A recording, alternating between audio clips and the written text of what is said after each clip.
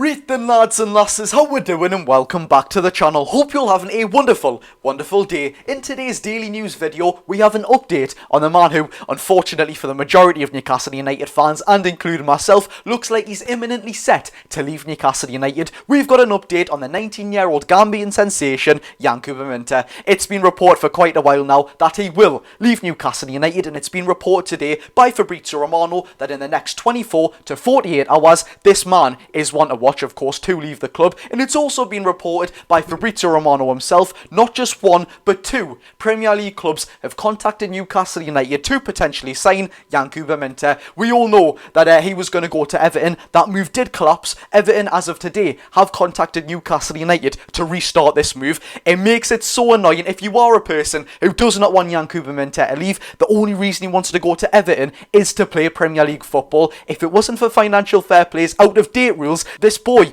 could be thriving at Newcastle United. We've got such a talented prospect on our hands, and he seriously could have been ours if it wasn't for these out-of-date and completely unfair rules given to us by the Premier League. But without further ado, we've also got some other news on CALVERT-LEWIN, but more importantly, here's the full update on Yankuba Minteh, and we've got quite a bit to get through and some interesting news as well. And the Sun, take that with a pinch of salt, are claiming that if Yankuba Minteh doesn't leave Newcastle, we are going to banish him to the youth team.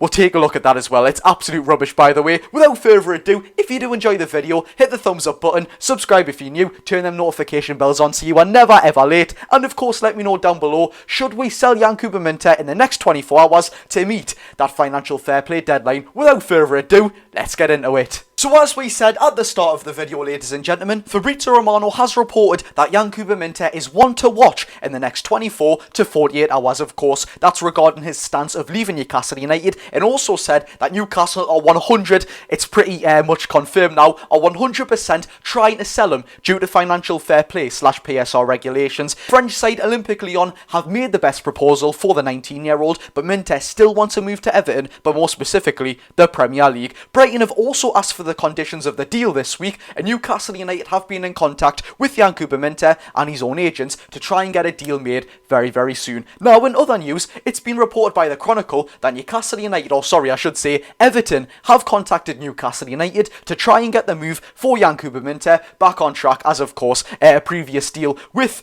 Everton and Yankuba Minteh did collapse. Now, if I'm going to be honest, this genuinely annoys me so much. Why can we not just sell Almiron instead of Yankuba Minteh? Of course, look, it's same old with Miggy. We absolutely love him. He gives 110%. He's being a great servant, but he's turning 31 years old in February, and of course, we need better quality than what Almiron brings to the table. It's very harsh, but football is a very harsh sport, and if we're being honest, we could get around at least £20 million for Almiron, especially in my opinion, from Saudi Arabia I'm talking about here, by the way. And for Yankuba Minteh, he's 19 years old. He has at least a decade to develop at Newcastle United, and even then he'd be 29 years old, just about falling off his peak, but still a 19-year-old who arguably, although played in the Eredivisie last season, has been putting in better performances than a 31-year-old who doesn't bring enough quality to Newcastle United. In my opinion, it is such a no-brainer, and of course, we heard last season, or last January, shall I say, that Almiron was set to move to Al Shabab of the Saudi Pro League for €30 million,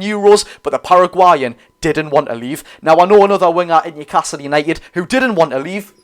This man right there, Alan Saint-Maximin, but he was forced to leave due to financial fair play restrictions and, of course, went to Al Ahly. If the club are going to be harsh, we've got to get Almiron out the door. It is very harsh, by the way, shoving a player out, but it's not us that set the rules. It's the Premier League, unfortunately, with these very out-of-date rules. Yankuba Minteh, I don't want to lose him. This guy has so much promise and already has shown that he can do it at quite a high level. Of course, he's 19 years old. He hasn't had a chance in the Premier League yet, and I just want to give him that. He wants to play Premier League football so badly, and you just know if he goes to Everton, he'll play against her and score a hat-trick. Moving on though to another Yankuba Minteh story given to us by the Sun Sport, which it's nothing more than absolute dribble. Let's just take a look. The Sun Sport have reported, yet again, take this with a pinch of salt, that Newcastle United have told Yankuba Minteh if he doesn't leave, he will be banished to the youth team. It's completely fake, and the only reason I'm using this in the video, don't worry, I would never ever use the Sun's name,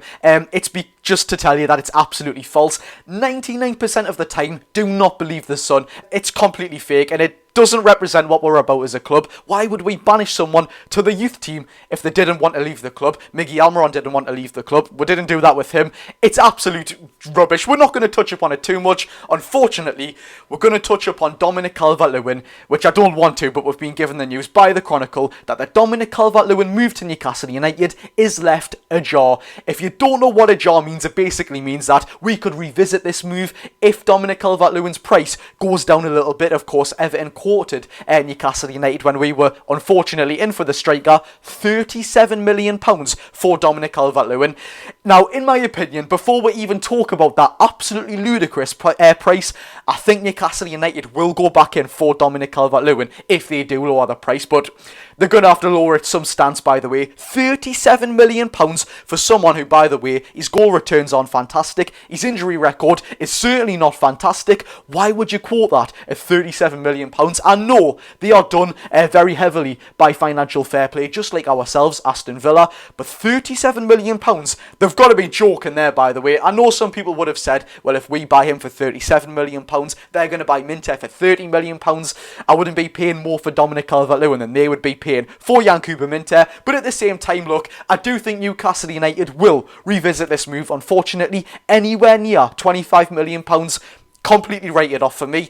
In my opinion, though, I think he would be someone to bring off the bench to kind of give someone something different to Alexander Isak. I'm kind of clutching at straws here. I don't really want him at Newcastle. There's so much better options, but if Eddie and the recruitment staff want them, I'm backing them all day, because in my opinion, they've not made a bad move since. But unfortunately, if you are a Yankuba Minteh lover, it looks like he will leave Newcastle United. As we all know, we have until July the 1st to sort out this financial fair play deadline, so someone will have to leave the club by July the 1st, as the time of recording, or the date of recording I should say. It's the 28th of June on a Friday, so we've got 2 days to sell someone. There could be some pretty big Newcastle United news, by the way, so just keep yourselves prepared. Without further ado, lads or lasses, if you did enjoy the video, as always, hit the thumbs up button, subscribe, and by the way, if you haven't got the notification bells turned on, I would turn them on now, because it looks likely that we'll get some pretty big news and we will be selling someone. Let me know down below, actually, who would you sell in this case of financial fair play? Of course, it's around £30 million